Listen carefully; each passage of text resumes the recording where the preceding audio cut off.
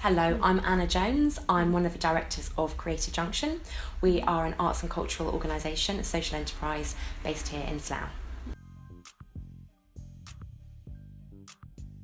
That's a really interesting question. I think one of the things that I like most about this work and this job is that there's no such thing as a typical day. I know that sounds like a real cliche, but it is true. I think that there are so many different things that I do every day. So from one day to the next, I could be doing some direct delivery with a community, could be delivering an arts activity, could be writing a research report, could be organising an event or a conference. So all the sort of different things that are involved in all of those tasks and pieces of work. What is typical, or sort of what is in common to them all, is that they all require a degree of imagination and inventiveness and a need for working in really good partnerships with people.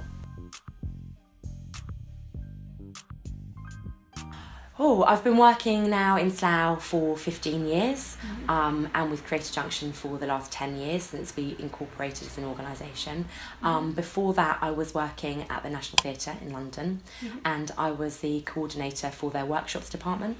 So I was the connecting point between departments like the paint frame and the carpentry, armoury, props and so on, with all of the other production departments at the theatre, so lighting and sound and so on.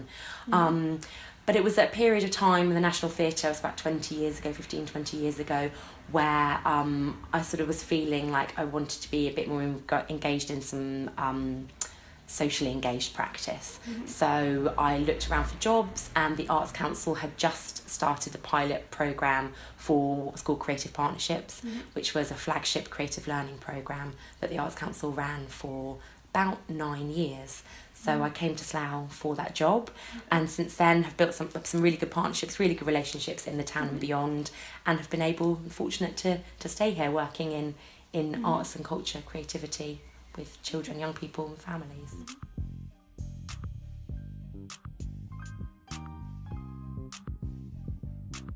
I think you face challenges every day. I think it's a tough profession to go into, but it's interesting and exciting, and that's what makes people want to do it, and people are passionate about it, and sometimes you just have to follow your passion and follow your dreams. But in terms of specific challenges, I think there's probably two things, and they're sort of quite endemic, I suppose, in the industries, and quite difficult to combat. One of which is around sort of like who you know and what you know. I was raised in Devon, just a normal working class family, and so didn't have any connections to any sort of like glitzy, glamorous industry contacts to be able to get into the industry. So sort of coming from a normal rural background was a challenge to start with. And then later on in my career, as my career progressed, I think it was actually a challenge being a woman, and certainly being a woman that wanted to have a family, and what that meant, because sort of hours working in theatre just weren't conducive to having a baby and a young family. So you have to put your career on hold, and whilst you're doing that, all sorts of other things happen, all sorts of other opportunities get lost. And although obviously wouldn't sort of do things differently in terms of my daughters, that is a definite challenge to be a woman who's working in a really competitive industry where you just need to give it your all, and sometimes it's just not possible. So those are the two challenges.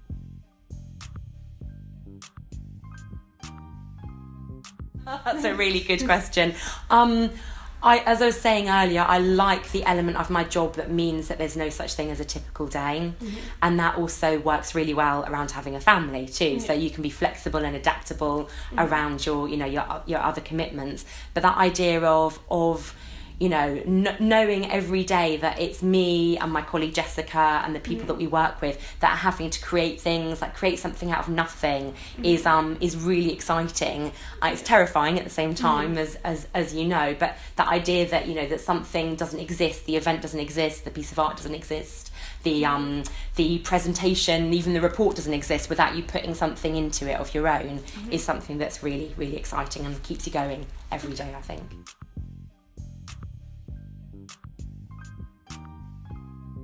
I think the advice that I would give would be just do it anyway. I mean, again, it sort of sounds cliche, and I'm sure lots of people will say this to you and to others, but it is about following your dreams, following your passions, thinking about what is possible and imagining what might be and what is possible.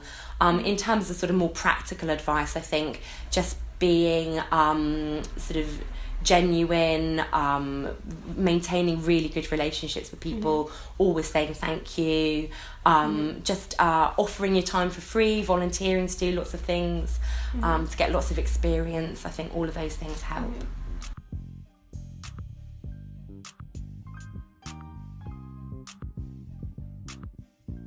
I think real talent really always wins through, particularly in sort of high level careers like acting and performing, sort of the sort of famous careers. I think that talent does tend to win through, but there's no doubt about it, and there's been lots of reports recently about how it is only people that can afford to go to drama school or to university that tend to be able to get into industries, maybe particularly in theatre or performing arts, film and dance and so on. I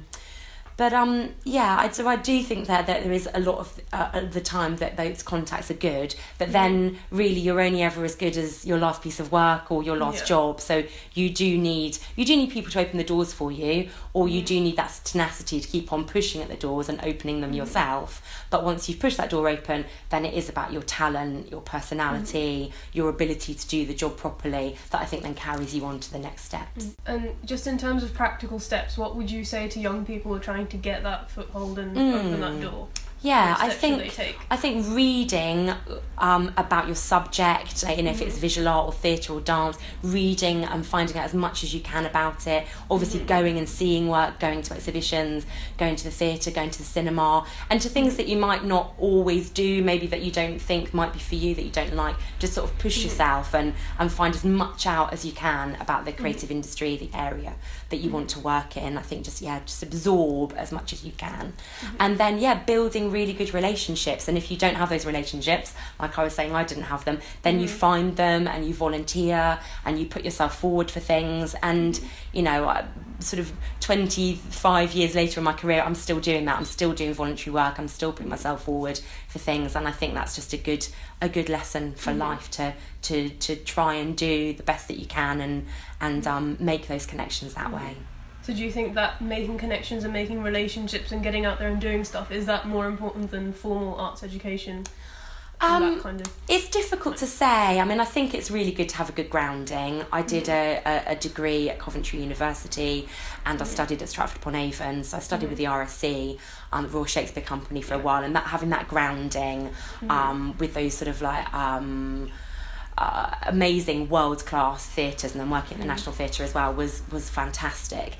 But I'm a great believer that you just keep on learning. There isn't really an off-the-shelf university course or other course you can take and then know how to be an artist or a creative producer. I think you just keep on needing to invent and imagine, so that learning is a journey and a path rather than a particular course or a particular degree or course of study. So do you think staying passionate and staying open to learning new things, is that important to a daily routine in the arts? Yeah, absolutely. Constantly trying to make connections, imagine different possibilities. Just sort of trying to stay inventive and creative. And I think, as I was saying, reading, writing, going and seeing stuff, going and seeing exhibitions and shows and productions as much as you can afford. I think is really valuable for doing that. Keep yourself fresh and keep yourself interested.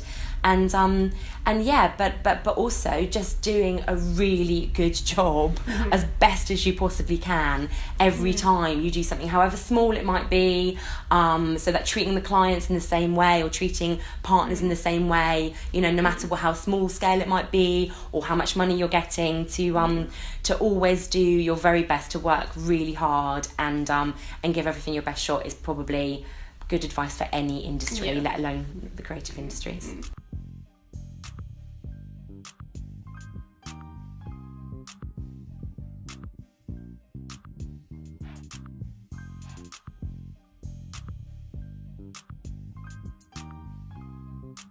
Definitely think there's real value in becoming a freelancer, working for yourself. It does give you huge amounts of flexibility and scope and freedom. Having come from a large national institution like the National Theatre, went to the Arts Council via that, but coming into a world where with Jessica I'm running my own business has been really liberating, because you do get to invent and create and sort of carve out your own path, which is fantastic. So I do think there is a real value in doing it. I mean, it's, you know, I entered the workforce 25 plus years ago, so it's a totally different landscape now.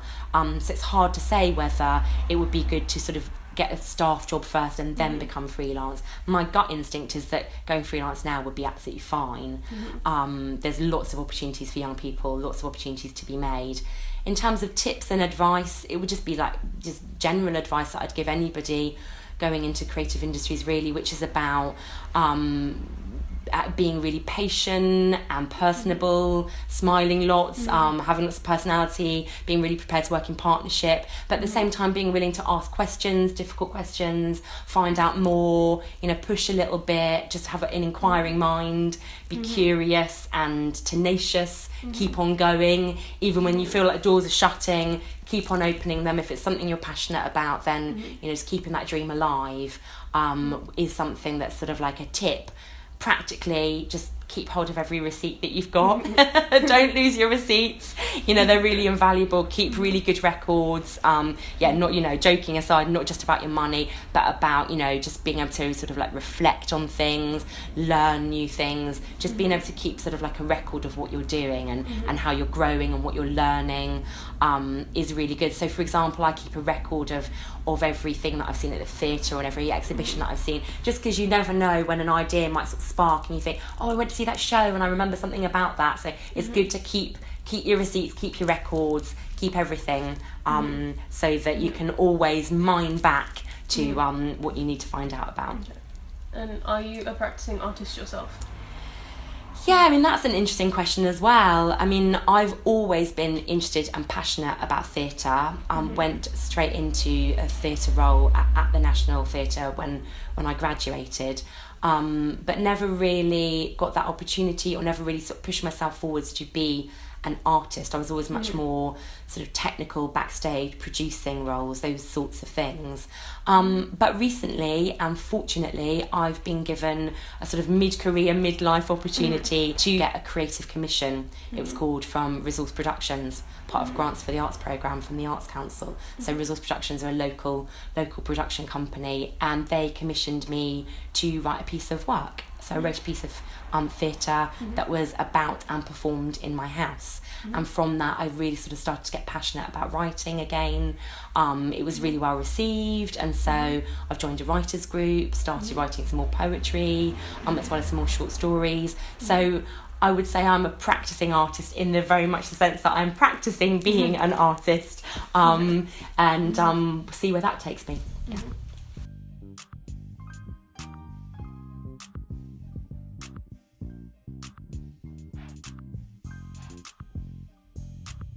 The proximity to Heathrow, the sort of international element to it as well. It's fantastic to live like in a plural, really diverse town, and you get some real different flavours and insights and intelligence and opinions from a whole range of different people, which is really interesting. But you do get that in London, of course, but what you don't get is those sort of close relationships that you can build with people, and that sort of real passion, I think, for a particular area that you can get when you live in a town like Slough. Slough. So I really hope that there will be lots of opportunities that will come up for artists and for young people that are studying and working in Slough over the next few years, and make the very most of the town, put ourselves on the map, say that yes, we can be creative, you don't need to disappear into the capital to do that. There are lots of things that are happening here that are worth staying for and worth being championing and being passionate about.